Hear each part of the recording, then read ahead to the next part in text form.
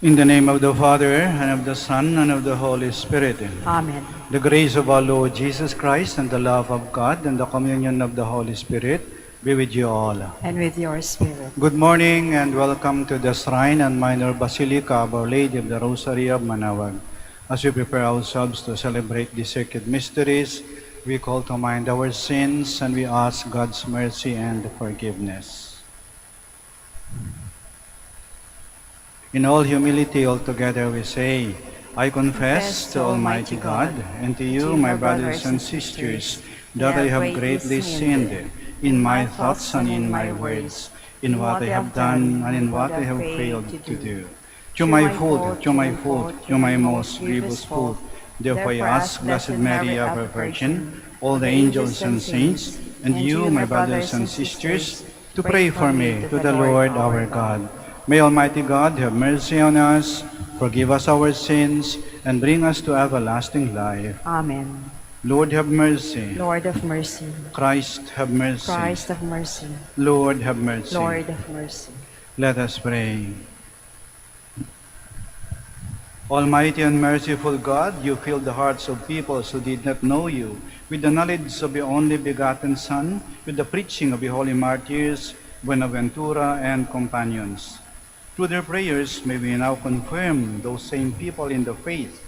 We ask this through our Lord Jesus Christ, your Son, who lives and reigns with you and the Holy Spirit, God, forever and ever. Amen. Please be seated.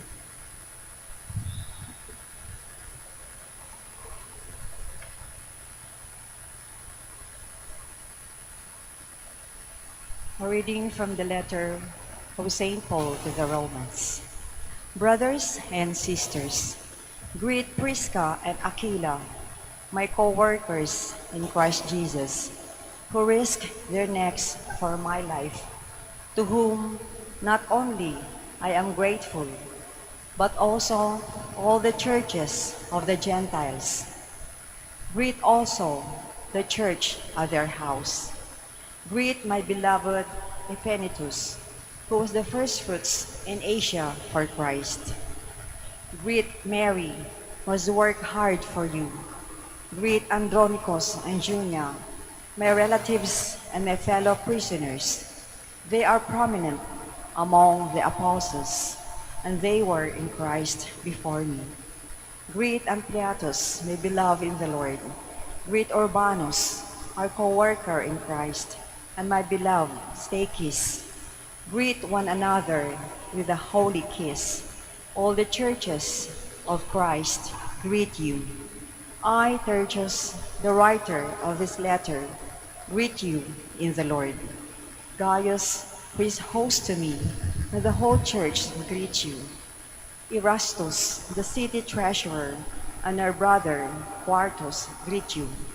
Now to him who can strengthen you, according to my gospel, and the proclamation of Jesus Christ, according to the revelation of the mystery kept secret for long ages, but now manifested to the prophetic writings, and according to the command of the eternal God, made known to all nations to bring about the obedience of faith. To the only one wise God, through Jesus Christ, be glory forever and ever. Amen. The word of the Lord. Thanks be to God. I will praise your name forever, Lord. Praise your name forever, Lord. Every day will I bless you, and I will praise your name forever and ever. Great is the Lord, and highly to be praised. His greatness is unsearchable. I will praise your name forever, Lord. Generation after generation praises your works and proclaim your might. They speak of the splendor of your glorious majesty and tell of your wondrous works. I will praise your name forever, Lord. Let all your works give you thanks, O Lord, and let your faithful ones bless you. Let them discourse of the glory of your kingdom and speak of your might. I will praise your name forever, Lord. Please stand. Alleluia.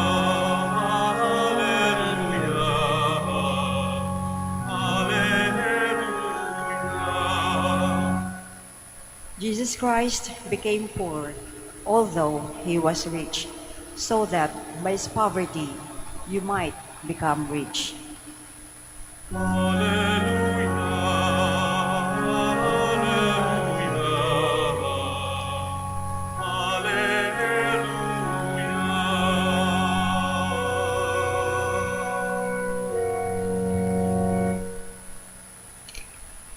The Lord be with you. And with your spirit. A reading from the Holy Gospel according to Luke. Glory to you, O Lord. Jesus said to his disciples, I tell you, make friends for yourselves with dishonest wealth, so that when it fails, you will be welcomed into eternal dwellings. The person who is trustworthy in very small matters is also trustworthy in great ones. And the person who is dishonest in very small matters is also dishonest in great ones. If therefore you are not trustworthy with dishonest wealth, who will trust you with true wealth? If you are not trustworthy with what belongs to another, who will give you what is yours? No servant can serve two masters. He will either hate one and love the other, or be devoted to one and despise the other. You cannot serve God and Mammon. The Pharisees who loved money heard all these things and sneered at him. And Jesus said to them, You justify yourselves in the sight of others, but God knows your hearts. For what is human esteem is an abomination in the sight of God. The Gospel of the Lord. Praise you, Lord Jesus Christ. Please be seated. Pag tayo ay pinagkakatiwalaan, ingatan natin ang tiwala na yan. Huwag nating walain ang tiwala sa atin. Kahit maliit na bagay lang, kasi ang malalaking bagay nagsisimula sa maliit na mga bagay. Isang magandang kataga na sabihin sa atin ay yung sabihin sa atin na, may tiwala ako sa iyo. Ang kapagpataba ng puso, yung sabihan ka ng ganon, may tiwala ako sa iyo. Pero, pag sabihan ka ng, wala akong tiwala sa iyo, masakit, nagpapababa ng pagkatao.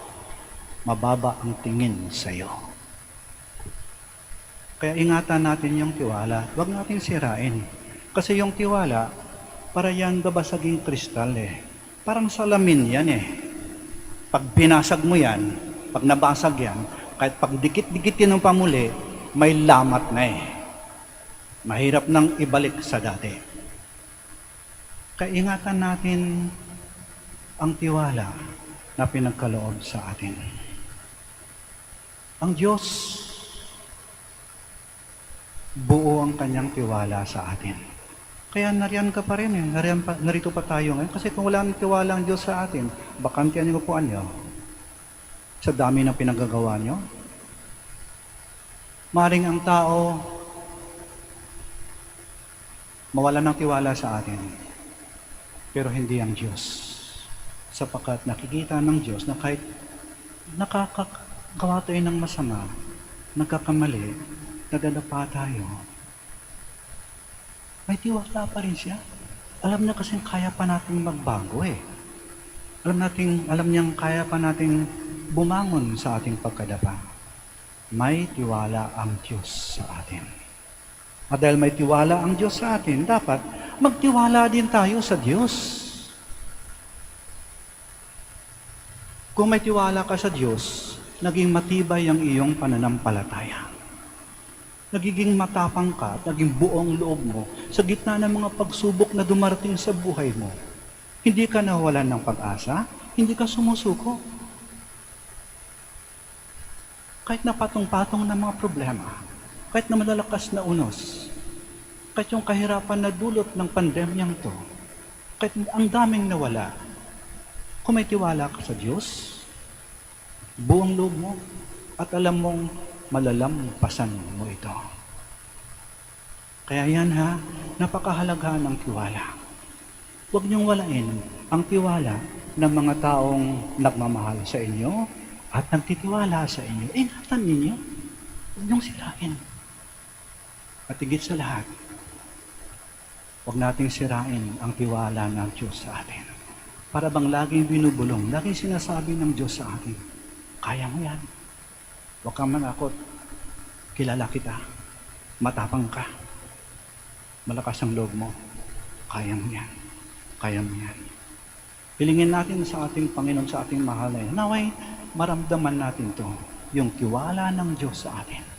Upang kahit anong unos, anong bagyo, anong mabigat na pagsubok ang dumating sa ating buhay, hindi tayo bibigay. May tiwala ang Diyos sa akin. Kaya ko to. Sitayo po tayo. God entrusts us with gifts to be used for His glory and the good of other people. We pray that we may become responsible of the trust given to us by God. Our response is, Lord, hear our prayer. Lord, hear our prayer, that as a church, we may be committed in our ministry to the poor. Let us pray to the Lord. Lord, hear our prayer. That government officials may be responsible and honest in the use of government resources. Let us pray to the Lord. Lord, hear our prayer. That we may overcome avarice by daily acts of generosity. Let us pray to the Lord. Lord, hear our prayer. That the poor and the sick may find support from concerned and kind-hearted citizens. Let us pray to the Lord. Lord, hear our prayer. That the dead may receive the eternal riches of heaven. Let us pray to the Lord. Lord, hear our prayer. We pray for the intentions of this Mass, and in the silence of our hearts, we present to the Lord our own personal intentions.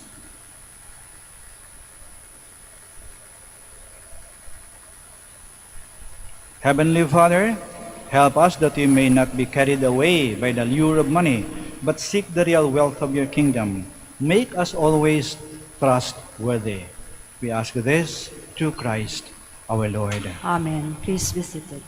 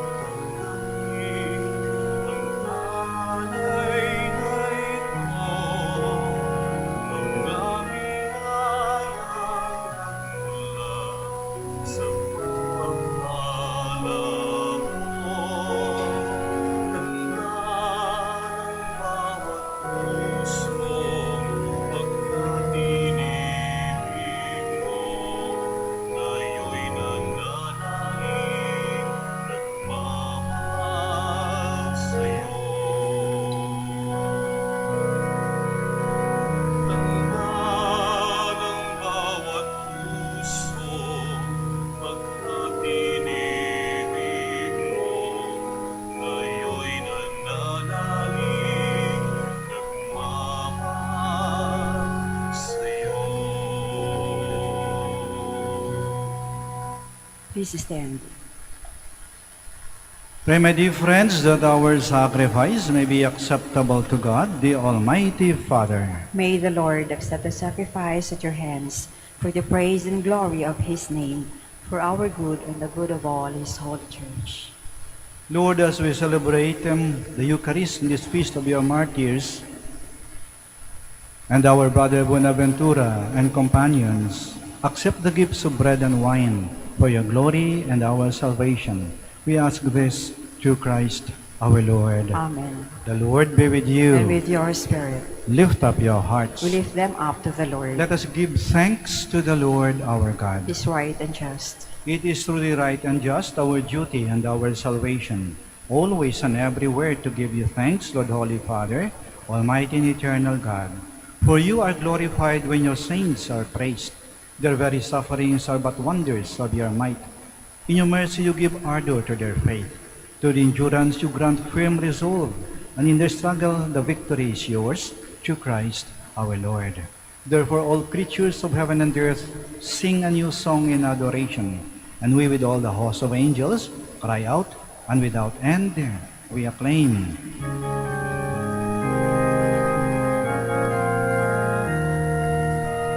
Santo, Santo, Santo, Panginoong Diyos ng mga hukbo. Napupuno ang langit at lupa ng kadakilaan mo.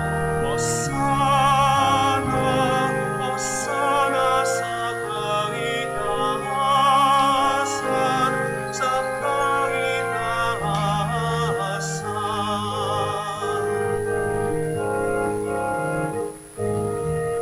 Pinagpala ang naparirito sa ngalan ng Panginoon. Hosana, Hosana sa kaitaasan, sa kaitaasan, sa kaitaasan. Please kneel. You are indeed holy, O Lord, the fount of all holiness. Make holy, therefore, these gifts, we pray, by sending down your Spirit upon them like the dewfall, so that they may become for us the body and blood of our Lord Jesus Christ. At the time he was betrayed and entered willingly into his passion, he took bread, and giving thanks, broke it, and gave it to his disciples, saying, "Take this, all of you, and eat of it, for this is my body, which will be given up for you."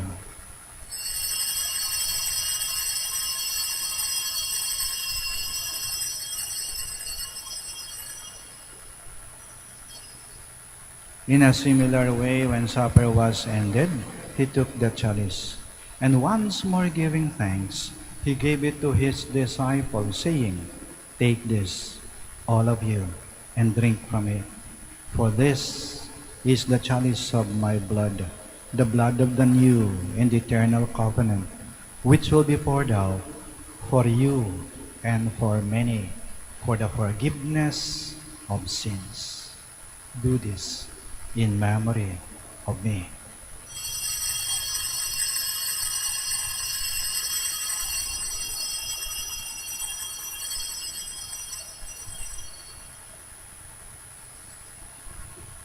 The mystery of faith. We proclaim your death, O Lord, and profess your resurrection until you come again. Therefore, as we celebrate the memorial of his death and resurrection, we offer you, Lord, the bread of life and the chalice of salvation, giving thanks that you have held us worthy to be in your presence and minister to you.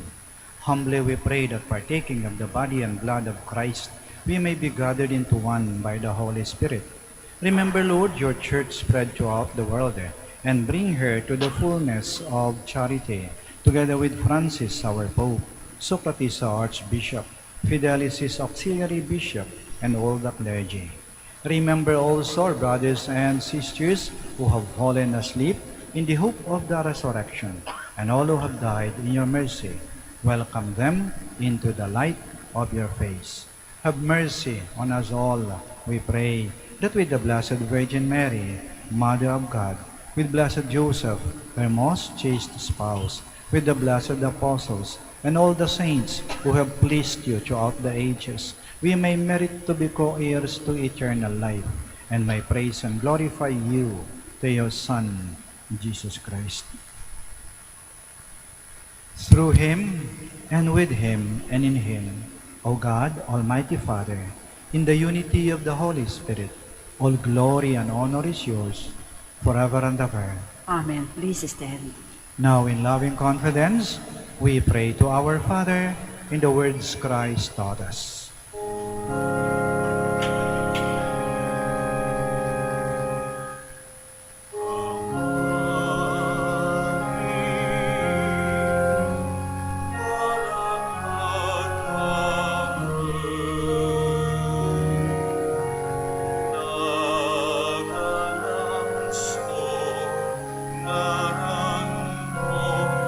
Sakit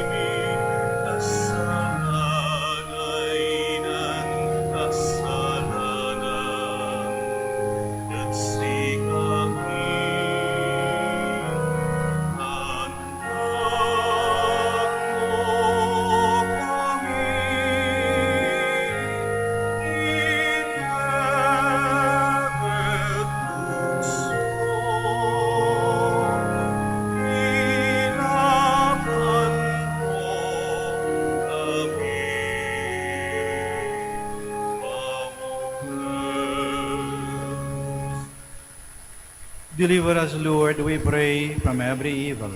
Graciously grant peace in our days, that by the help of your mercy we may be always free from sin and safe from all distress, as we await the blessed hope and the coming of our Savior, Jesus Christ. For the kingdom, the power, the glory yours, now and forever.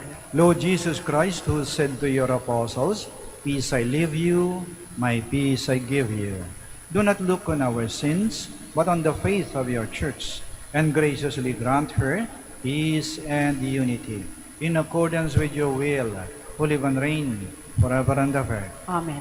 The peace of the Lord be with you always. And with your spirit. We offer each other the sign of peace. Peace be with you. The Lamb of God, You take away the sins of the world, have mercy on us. Lamb of God, you take away the sins of the world, have mercy on us. Lamb of God, you take away the sins of the world, grant us peace. Please kneel.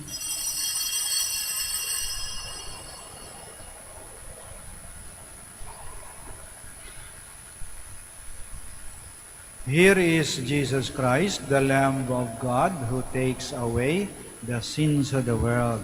Blessed are those called to the supper of the Lamb. Lord, I am not worthy that you should enter under my roof, but only say the word, and my soul shall be healed.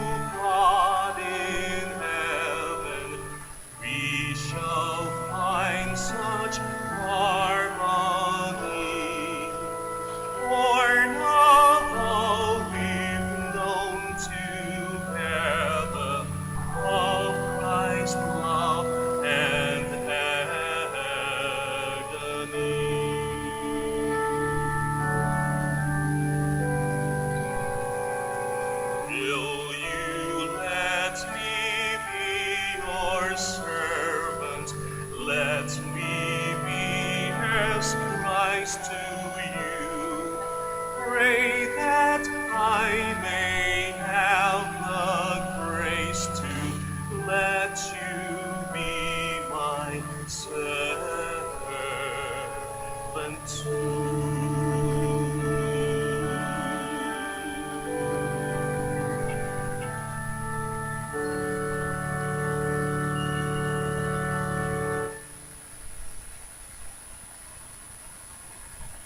Please kneel. Credo of stewardship altogether. I believe in the God of love, the owner of everything, who possesses everyone.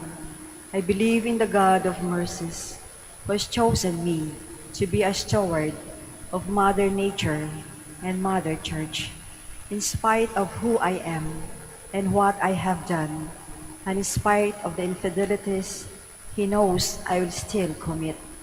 I believe in the power of giving and in the power of loving like Jesus, because love is the only way to holiness. Giving is the best proof of loving, and perfect renunciation leads to unlimited fruitfulness. I believe that in freely giving my time, in humbly sharing my talents, and in generously sacrificing my treasures, the Lord will always provide. He will take care of all my needs and bless me with infinite reward on earth and in heaven. I will be the first to give. I will not wait for the others. I will keep on giving, even if others do not give. I will not be afraid to have none. I believe that the best time to share is now, not tomorrow, for tomorrow is an excuse of the greedy. I will keep my needs and wants simple and few, for I believe that in reducing my selfishness, I will grow in happiness and holiness. I am a steward of the Lord. I will return all this to Him with abundant yield. Much is asked of me, because much has been given to me. I praise the Lord for His kindness to me, now and forever. Amen. Please stand. Let us pray.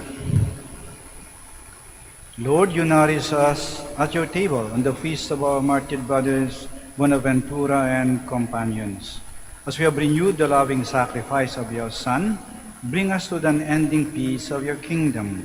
We ask this through Christ our Lord. Amen. Maraming salamat po sa inyong pagdalo at pakikiisa sa banal na misa.